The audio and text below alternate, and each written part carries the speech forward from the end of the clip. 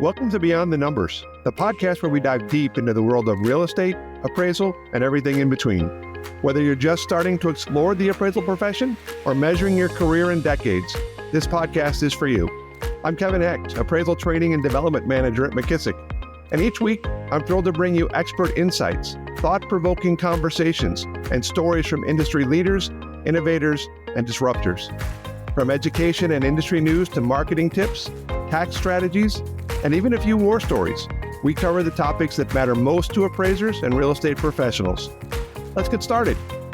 Welcome to Beyond the Numbers. I'm your host, Kevin Hecht, and this is the podcast where we dive deep into the trends, challenges, and innovations shaping the world of real estate appraisal. Today, we have a special guest who's not only an expert in real estate appraisal, but also a leader in training, compliance, and industry consulting, Josh Walitt. Josh is a certified appraiser, consultant, past president of the National Association of Appraisers, and the founder of Walitt Solutions, a firm dedicated to helping appraisers, lenders, and AMCs navigate regulatory compliance, process improvements, and professional development. He's also an educator and speaker, passionate about equipping appraisers with the tools they need to succeed in an evolving industry. In this episode, we're going to talk about some of the biggest challenges that appraisers face today. And then we'll get some new information from Josh. I don't know if I want to call it an announcement, Josh, but I think it's some exciting things that are happening at Walitt Solutions that are going to impact the appraisal industry overall. So first of all, thank you very much for joining us today. Well, thank you for having me. I'm excited to be part of this. So the first question that I always start with people on our show is, how did you get into the appraisal industry? And how has your career evolved over time? Well, I came in to the appraisal profession through a friend. And so it's not uncommon to many other people who sort of knew someone and got in through that way. It wasn't through family with me, even though that's very common in our profession. It was through a friend. I was working at bank branches at a national bank, but some local bank branches, moving up through management. And I asked myself one day, can I spend another 30 or 40 years talking to people about their overdraft fees and things like this? Or, do I want a little bit more freedom and get out of the office a little bit and things like this? So I talked to a friend who was a real estate appraiser. He still is a real estate appraiser here in town. And he took me on as a trainee, and then sort of the rest is history. I stayed with that firm. They were acquired by a larger company, stayed with them there. They needed some compliance policies and procedures. So that really got me interested in that space. And at a certain point realized, well, this is something that can be offered to many other entities, whether they're individuals or companies. And so I left there, opened my own firm about 5 years ago for consulting, and we do all things valuation, compliance, regulatory issues. So it's all from assisting an appraiser with a complaint, assisting regulatory officials with backlogs and taking a look at consistent and fair ways of evaluating work, all the way to education providers, lender training and policies, education. Really what we talk about are two primary things, and that is we're a different puzzle piece for different clients. So sort of depending on their needs, we mold our service to them. And the other is really taking a look at the entire ecosystem, taking a look at real estate agents, taking a look at lenders, taking a look at appraisal management companies and appraisers, of course. And when we have a failure in one space, it affects all of the others. So my theory behind it is to have a healthy ecosystem, we need to work with all of these participants and make sure everybody knows what their obligations are. And then we have a bit more smooth sailing in everybody's experiences with the others. So I think that's a great way to look at it. And I think it's also another example of how people's careers progress and change. And I think sometimes we get so focused on lending appraisals in this business that we forget there are so many other things that appraisers can do and use the talent and the experience and the education that you have. to lift up the whole Yes. industry, really. And I think that's a big part of kind of where you're at and what you're doing. Totally agree. Totally agree. You know, so many times we get stuck in a rut, right? And we don't really explore. And I think, you know, you being in the education space, especially know this, you know, chasing the numbers for CE credits is not maybe the best way, but sometimes folks have a mentality of, you know, I need 7 more credits. What is there? What's out there? Instead of saying, what do I need? Maybe it's about non-lending and I want to learn more about it, or maybe it's about the cost approach because that's weak with me, or, you know, but really chasing what you need instead of chasing the number is always a good thing. It's a great way to look at it. And, you know, I got in the business because my dad was an appraiser, but my career has evolved as well, right? I started as, you know, just doing the appraisals and then got into the management side and then got into the education side. So I think if there's one thing that people need to realize is there are a lot of avenues within the appraisal industry. So don't limit yourself if there's something else that interests you. So it's a great example of that process. Now we do know, right, that the one thing about the appraisal industry is that the only constant is change. And I've said this, I say this in pretty much every class that I teach right now. I think as an industry, we're at a point of more change coming together at one time than we've ever seen before. And I think when that makes appraisers nervous, right? We hear a lot of appraisers saying that with everything going on, you know, this is the last cycle, or I'm done, or whatever. I think that's a mistake personally. Obviously, we talked about the different options within, but what do you see as the most pressing challenges that an appraiser has to face today? And what should an appraiser do to adapt?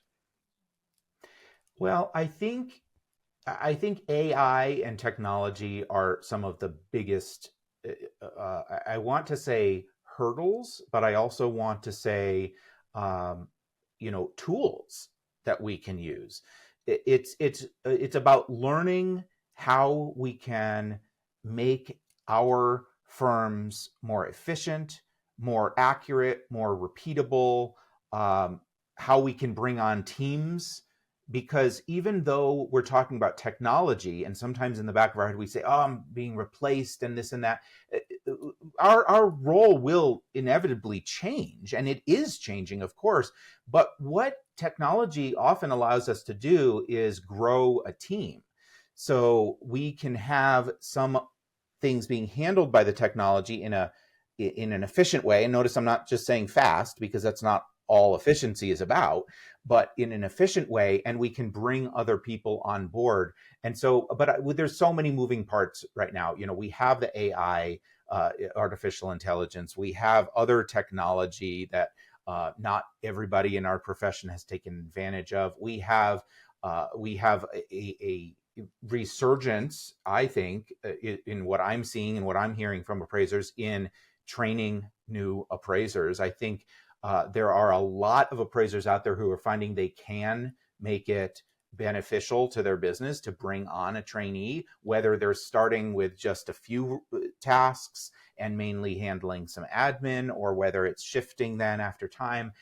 We also have the moving part of the forms, or I'll call them reports. We're not supposed to call them forms anymore, right? Word forms. And moving into that.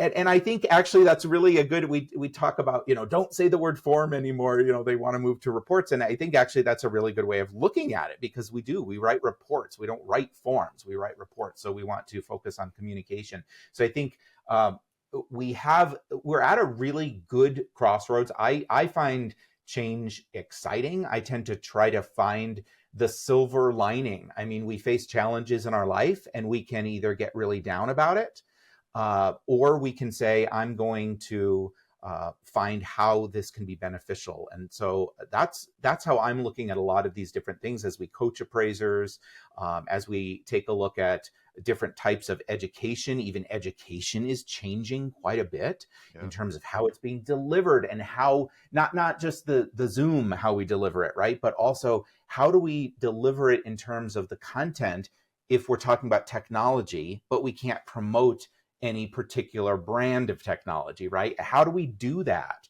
And so I think we've got appraisers out there who are on clipboards, all the way to the ones that are harnessing going out with a trainee, and both of them are using the latest technology. And then when they're able to, according to state and client requirements, they let go of the trainee, and then the trainee is doing it. So we have this huge spectrum. And I think we can all advance what we're doing and move into sort of this new world, because every day is a new world. It's not that 5 years ago we didn't have change. We just didn't necessarily have everything coming together all at once. There's always change. And so we can take a look at how do we take advantage of it for our own benefit. Yeah. Yeah. To your point, if you think about, when I got in the business and, we were using clipboards, we were handwriting reports. That only lasted just a couple of months. With computers, I'm really dating myself now, but think about all the things that as appraisers you did and how they've changed and how they've actually made your life easier. Think about, for me, digital cameras was one of the biggest shifts, and how that sped up my process dramatically, because we weren't waiting at the 1 hour photo. We weren't trying to squeeze that extra picture out of that 12 roll of film, So technology can be your friend. And you brought this up too. And I think this is a really important point. Things like AI, things like this technology are things that will make you more efficient, but they're not going to replace the appraiser. And I know there's a lot of doom and gloom out there. And so you've kind of already talked about it, but what else do you say to people who are in that doom and gloom category for the future of the industry? What I'd like to point out is, okay, let's take a look. If it's the technology that is the source of the doom and gloom mentality, then let's take a look at what the technology can do, like what it can do for you. And how do you move that into your workflow? So, for example, we can say, well, AI can be crunching the data. I can drag an Excel file that I exported from my MLS right into this artificial intelligence tool, and it can crunch it depending on how I prompt it and how I instruct it and what I'm typing to it. Wow, look at that. It's replaced. Well, not really. You're telling it what to analyze, right? You're still filtering the data. You're still taking a look at the neighborhood boundaries, market boundaries. You're taking a look at what is meaningful to analyze here. You're just simply not pressing all of the buttons. And it's funny, because I used to always train appraisers when we talked workflow. This is something your admin can do. This is something your trainee can do. And what we're actually looking at now is this is something that you can create prompts for artificial intelligence to do. It doesn't necessarily take you out of the picture. In fact, you are just as important as before. You need to know what data is going in. You need to know what's happening behind that screen of your computer. What is the analysis that's giving you this scatter graph output? You still need to understand it. And so we still train on Excel, and we still train to know what are all the steps. Now, it might be done really quickly in artificial intelligence, but you still need to know what's happening with that artificial intelligence. It's not just making up some graph, making up some conclusions. You need to know where it came from and how to make sense of it when it kicks it out. And so what we tell people is, let's take a look at what the technology can do, and then let's look at what the technology cannot do. So it's not necessarily using that professional judgment. It's not necessarily looking at the quality and the quantity of the data and reconciling for adjustment rates and reconciling a final opinion of value. And while artificial intelligence can be really good at writing some narrative, I usually say, let's use a little bit of caution. Let's use a little bit of conservative approach with this. It might be able to sum up some things, but you always need to double check this, and you always need to put your own touch on this, because it's not going to know what you are believing is important, and it's not going to necessarily pick up on those things, and you have to point out some of the very critical things. So I like to just kind of use an ounce of caution with the writing of reports, because that is ultimately the important part to your client, the communication, normally a written report that the client gets. They don't necessarily see your work file. They don't see all the analysis. They don't see all the crunching of it. So but the communication has to be spot on with a client. And I think actually, I'm getting maybe a little off topic here, but we tend to focus so much on development, but we don't necessarily focus on the communication.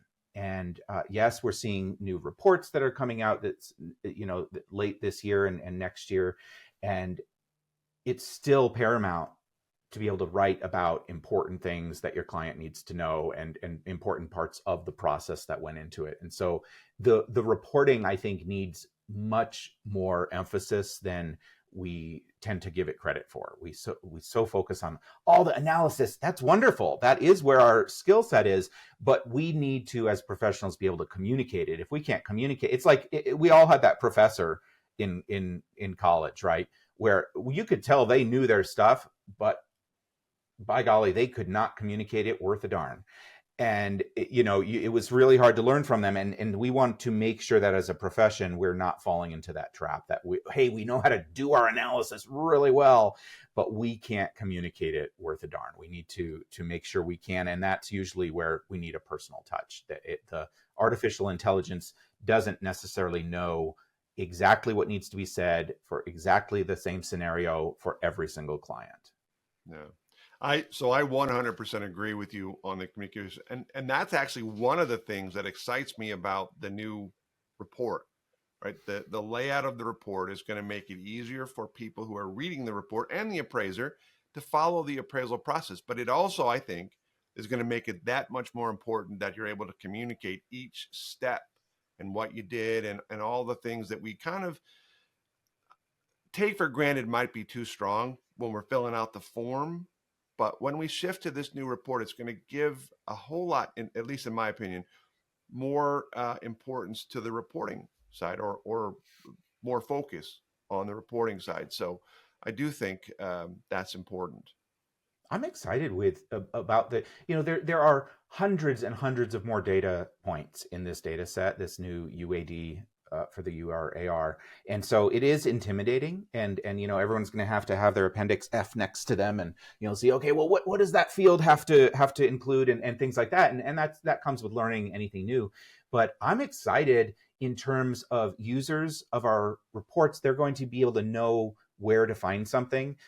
So I think I have always done a good job of describing an accessory dwelling unit, but I put it in a different place in my report than you did. I'd be willing to bet, right? Exactly. And so when people are saying, well, it's in my report, well, I think users are gonna be able to find things a little bit better, but I'm also excited for the supervisor and trainee, right? Imagine if you're that supervisor and you're later in the game of the training, they're going to be, and maybe they're training two people, and they're going to be able to look in the same place to find, well, where did this trainee address X, Y, or Z? And so that process will be even more efficient as well from that standpoint. So I'm excited about it, but again, that's silver lining. I'm not naive about the fact that it's a learning process, it's a learning curve, and there will be some discomfort, but it just comes with any change.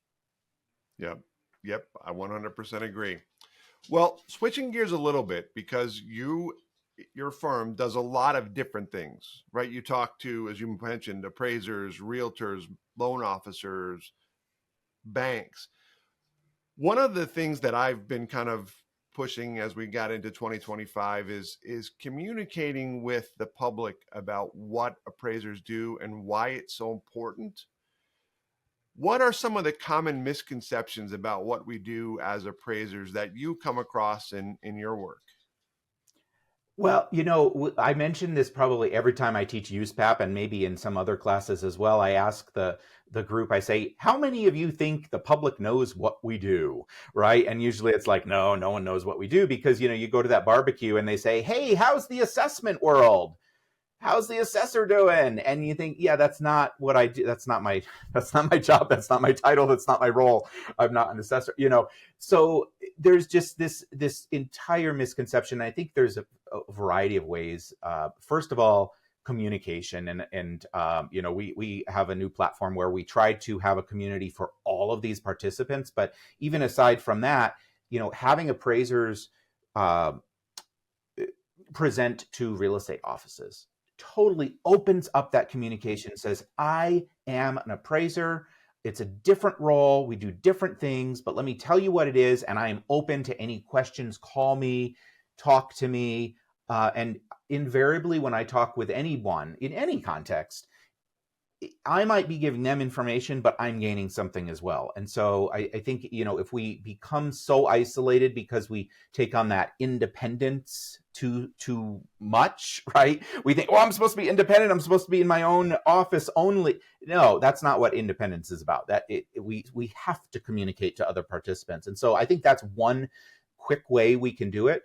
But other ways are even when we're at a property, if it involves an in-person inspection, talking to that owner about what our process is, not specific comps, because that's confidential. And if it's lending, that borrower isn't our client, but talking to these members of the public who we're exposed to and saying, and having and practicing our spiel. And saying, well, this was actually the first process. Thank you for showing me around your property. Now it's a lot of desk work. So, that was just me knowing what your property is all about. And thanks for your help. But now it's researching sales. And really, I'm at the mercy of the sales that have occurred in the area. So, I'm looking for similar and going through I look for similar sales. And wow, if it's larger, I adjust it downward. If it's lesser condition, I adjust it upward, and I'm trying to zero in on what I think the market would pay for your property. And they understand this is based on market data. It's based on a process. It's not just my personal opinion, because they hear the word opinion and people automatically misunderstand. And so having that spiel, and especially if you're training a trainee, I know, I've trained trainees, you've probably trained trainees, and, we almost have to retrain ourselves sometimes, because you look at it and you say, well, gosh, I need to figure out how to explain that to my trainee. But really zeroing in on that spiel, that elevator pitch of what you're going to tell people about your job, ingraining that in your trainees as well, so people understand the profession. We're such a tiny profession out there. People know what dentists do. People know what attorneys do. People know what teachers do, but you ask them what an appraiser does, and maybe they haven't even heard of it. And so we're at a huge disadvantage. So having that communication, knowing confidentiality restrictions, but having communication is huge. It's huge. Yeah. Don't hide what you do. Share it. I 100% agree. I actually tell people in classes that I teach, look, if you get the chance to stand before a group of realtors, take advantage of that opportunity to discuss. And for better or worse, I've been an appraiser now for over 37 years. I don't like to use that number very often, but my own kids don't know what I do. None of my children followed me into the appraisal profession, and that's all right. But I do think a lot of people don't know what we do. And so shifting gears a little bit, so let's talk about the next step, or the next opportunity, if you will. And that's something that you've kind of put together, your organization, and it kind of follows the process of learn every day. But it's not just appraisers learning, right? It's bringing everybody together. So you want to talk about your new platform and what it does and what it offers, and what you hope to accomplish through it.